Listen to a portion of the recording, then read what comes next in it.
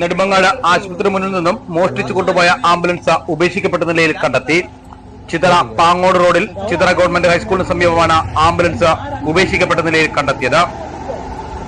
Nedumangad Panavoor PR ഹോസ്പിറ്റലിന് മുന്നിൽ park ചെയ്തിരുന്ന ambulance ആയിരുന്നു ഇന്ന് പുലർച്ചെ 2 മണിയോടെ മോഷണം പോയത്. KMYF കനിവ് പനവൂർ മേഖലാ കമ്മിറ്റിയുടെ ഉടമസ്ഥയിലുള്ള ആംബുലൻസ് ആണ് മോഷണം പോയത്. ആശുപത്രിക്ക് മുന്നിലിരുന്ന ബൈക്കും മോഷ്ടാക്കൾ മോഷണം നടത്താൻ ശ്രമിച്ചിരുന്നു. 2 യുവാക്കളാണ് മോഷണം നടത്തിയതെന്ന് ആശുപത്രിയിലെ CCTV ദൃശ്യങ്ങളിൽ നിന്നും വ്യക്തമാണ്. ആശുപത്രിക്ക് സമീപത്ത് മറ്റൊരു ബൈക്കും ഉപേക്ഷിക്കപ്പെട്ട നിലയിൽ കണ്ടെത്തിയിരുന്നു. ആംബുലൻസിൽ GPS സംവിധാനം ഉണ്ടായിരുന്നു. ആംബുലൻസിന് 2 ഡ്രൈവർമാരായിരുന്നു നിലവിലുണ്ടായിരുന്നത്.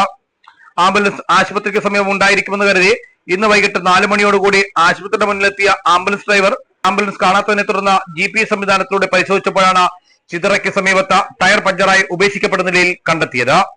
തുടർന്ന് ചിതറ നെടുമങ്ങാട് പോലീസ് സ്റ്റേഷനിൽ വിവരമറിയിപ്പിച്ചതിനു ശേഷം ഡ്രൈവർമാർ എത്തി ടയർ മാറി വാഹനം തിരികെ കൊണ്ടുപോവുകയും നെടുമങ്ങാട് പോലീസിൽ പരാതി നൽകുകയും ചെയ്തു. നെടുമങ്ങാട് പോലീസ് CCTV ദൃശ്യങ്ങൾ കേന്ദ്രീകരിച്ച് അന്വേഷണം നടത്തി മോഷ്ടാക്കളെ പിടികൂടാനുള്ള ശ്രമത്തിലാണ്.